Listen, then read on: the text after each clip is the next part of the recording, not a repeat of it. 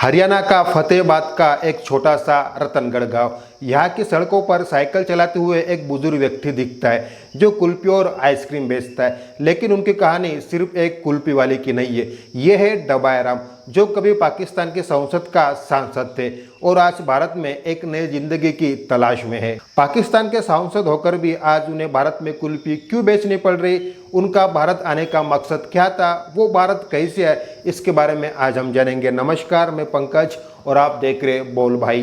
डबाया राम का जन्म 1945 में हुआ उस पंजाब में जो आज पाकिस्तान का हिस्सा है। उनका असली नाम है देशराज, लेकिन बाद में दस्तावेजों में उनका नाम बदलकर डबाया राम फिर अल्लाह डबाया कर दिया गया।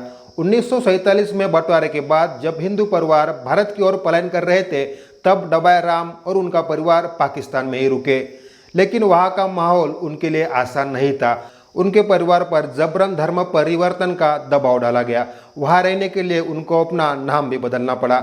डबाया राम से अल्लाह डबाया करना पड़ा। तब लोग उनके नज़दीक आने लगे। उनका वहाँ मुस्लिम रीति रिवाज भी स्वीकारना पड़ा। फिर भी डबाया राम ने हिम्मत नहीं हारी। वह अच्छे कर्म कर कर लोगों के मन में इज्जत बढ़ाई। 1988 में बेनजीर भुट्टो की पाकिस्तान पीपल्स पार्टी ने चुनाव लड़ने की ऑफर मिली। उन्होंने लोंडिया और बखर जिले से पाकिस्तान की नेशनल असेंबली में बिना किसी विरोध के सीट जीती। उस टाइम इस पार्टी का बोलबाला था।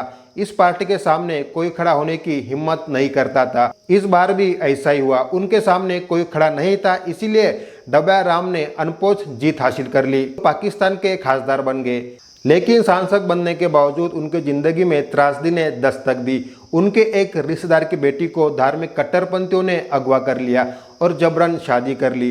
डबाया राम ने पाकिस्तान के सुप्रीम कोर्ट में इंसाफ मांगा, लेकिन उनकी याचिका खारिज कर दी। इस घटना ने उन्हें और उनके परिवार को असुरक्षित महसूस कराया। आखिरकार 2000 में डबाया राम ने अपने परिवार के साथ पाकिस्तान छोड़ने का फैसला लिया। सन 2000 में डबाया राम ने अपने परिवार के साथ 1 महीने की टूरिस्ट वीज़ा निकालकर भारत आए। वो रोहतक में एक रिश्तेदार के अंतिम संस्कार में शामिल होने के लिए आए थे, लेकिन फिर वापस पाकिस्तान लौटना उनके लिए सुरक्षित नहीं था।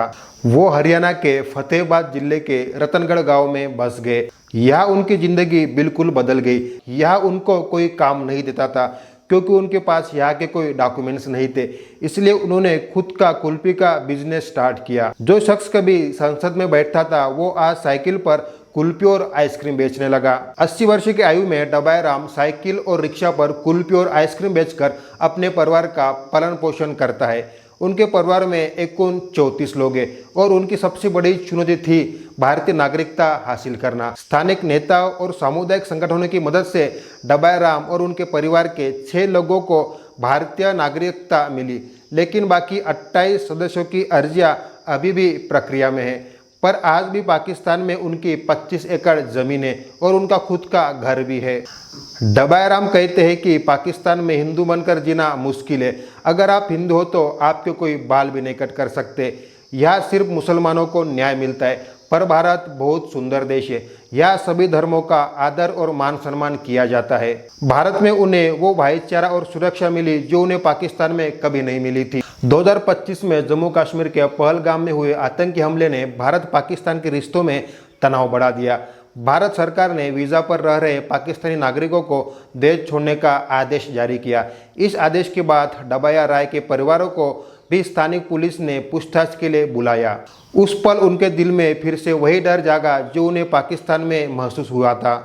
लेकिन मानवीय आधार पर उन्हें और उनके परिवार को रतनगढ़ में रहने की इजाज़त दी गई। इस दौरान 5 से 37 पाकिस्तानी नागरिक 18 वाघा बॉर्डर के रास्ते से भारत से वापस पाकिस्तान लौट गए। डबाया राम और उनके परिवार की कहानी ने लोगों का ध्यान अपनी ओर खींचा, क्योंकि यह सिर्फ एक परिवार की नहीं बल्कि हजारों प्रवासियों की उम्मीद और संघर्ष की कहानी है।